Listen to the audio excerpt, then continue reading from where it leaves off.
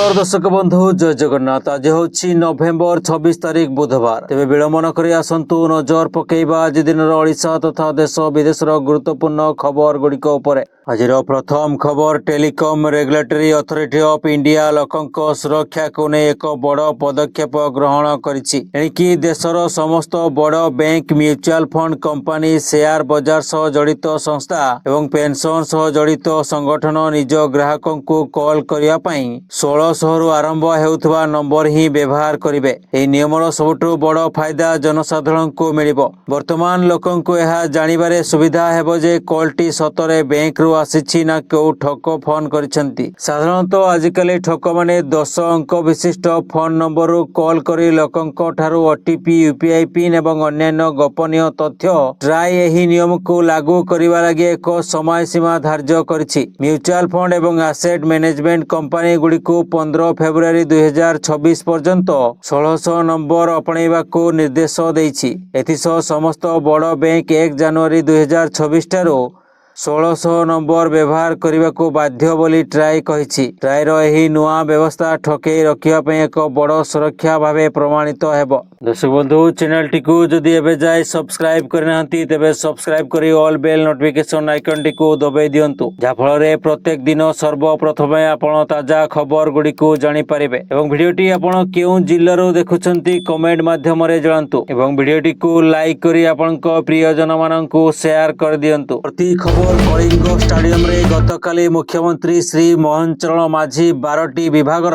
नूतन भावे चयनित 7293 जन प्रार्थी को नियुक्ति पत्र प्रदान करने अवसर में कहते आम सरकार खाली पड़िथिबा पद एवं खाली हेउथिबा पदवी पूरा करुछंती। विभिन्न विभाग को एथिपाई निर्देश देइथिले। सरकार द्रुत शिल्पायन क्षेत्र में काम करुछंती। आम सरकार आसिबार 500 दिन भितरे 37,327 जन को नियुक्ति देइछि। आज द्वादश नियुक्ति मेला रे 12टी विभागर 7293 जन प्रार्थी को नियुक्ति पत्र वितरण करा जाइछि। पूर्व सरकार रे एतिकी कम दिन रे एभली नियुक्ति दिया जाई नथिला। 2 वर्ष मध्यरे आम सरकार 65,000 रु अधिक नियुक्ति प्रदान करि सारिथिबे। आम देश रे 4 रु कम प्रतिशत सरकारी चाकरी करिवार सुजोग लाभ करिथांती। तेणु आम सरकार शिल्पायन माध्यम रे नियुक्ति सुजोग वृद्धि करने को लक्ष्य रखिछंती। पूर्व सरकार रे ओडिशा रे सबु थाई मध्य शिल्पायन होई पारि नथिला। आम सरकार आसिया परे 2 लाख कोटी टंकार शिल्प पई एमओयू करिछंती। या द्वारा 1.5 लाख लोकंकु रोजगार मिली पारिबो बोली आशा करा जाउछि।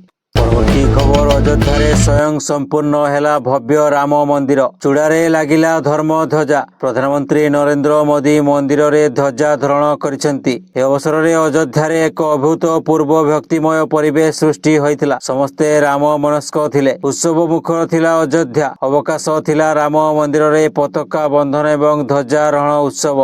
राम मंदिर उपरे लागिथिबा गौरीक रंगर ध्वजार लंब 22 फुट एवं ओसार 11 फुट। अहमदाबाद रे प्रस्तुत एही पताकारे मर्यादा पुरुष श्री रामचंद्रଙ୍କ वीरत्वर प्रतीक स्वरूप उज्जवल सूर्यଙ୍କ छवि मध्यरे ओम लेखा जाइछि। मोदी कहिले एही धर्म ध्वजा केवल एक पताका नुहे, यह भारतीय सभ्यतार पुनः जागरणर संकेत। परवर्ती खबर 10 वर्ष भितरे बदली जीव ओडिशार चित्र। देशर श्रेष्ठ 5 राज्य मानक भितरे रहिबो Odisha. Utkal chamber of commerce and industry पक्षरु आयोजित समृद्ध ओडिशा कॉन्क्लेव को उद्घाटन करी मोहन चरण माझी आगामी ओडिशार स्वप्न उपरे एमिति आलोकपात करिसेंती। मुख्यमंत्री कहते ओडिशा रे शिल्प विप्लव आरंभ होइछि। राज्य एबे 120 बिलियन अर्थनीति रे अछि। सरकार एबे सुद्धा 5,60,000 कोटी रो 260 टी प्रकल्प अनुमोदन करिसेंती। या द्वारा 3,60,000 नियुक्ति सृष्टि हेबो। 2036 सुधा अर्थनीति रे श्रेष्ठ 5 राज्य रे ओडिशा रहिबो बोली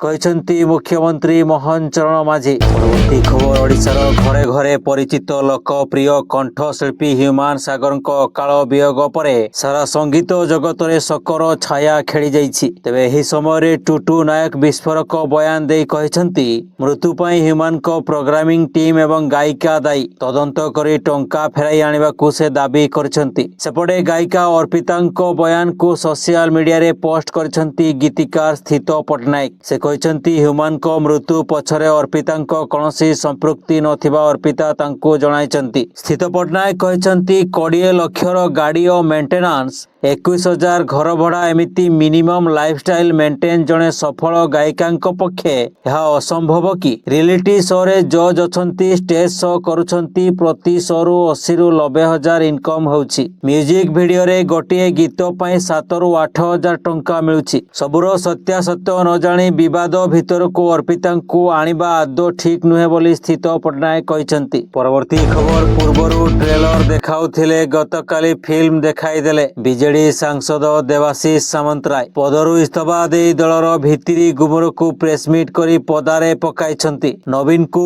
क्लीन चिट दे काटेरी ग्रुप को निशाना करिछंती एही असंतोष नियारे घिओ ढालिछंती भूपिंदर दीर्घ दिनर नीरवता परे पुणी बीजेडी को बाण मारिछंती राज्यसभा सांसद देवाशीष सामंतराय बीजेडी रो सीनियर सिटीजन सेल उपसभापति पाया पदवी को मूल्यहीन कही पदरु इस्तीफा देइछंती देवाशीष बीजेडी सुप्रीमो को चिठी लिखि निजर क्षोभ प्रकाश करी क्षमता केंद्र को निशाना करिछंती कहचंती बीजेडी एबे ब्यूरोक्रेटिक दल रे परिणत होईछि बीजेडी रे बिजू बाबूंको आदर्श नाही बिजू बाबूंको अनुगामी दल रे नाहांती एबे भी रिमोट कंट्रोल रे दल चली बीजेडी को एबे भैरव चलाउछंती या सह नुआपड़ा प्रार्थी चयन को नहीं प्रश्न उठाइछंती देवाशीष कहचंती बीजेडी हारिया पई भूल प्रार्थी देइथिला या केबे नवीन को निष्पत्ति होई नथिबो नवीन को भेटिबा को सुजोग दिया जाउ नाही। परवर्ती खबरटी होछि बिहार आसंता 5 वर्ष भितरे 5 कोटी चाकरी एवं रोजगार सृष्टि करिवे नीतीश सरकार एथि सहित बिहार हेबो टेक हब एने मुख्यमंत्री Nitish Kumar social media platform X रे नूतन सरकार गठन हेबा परे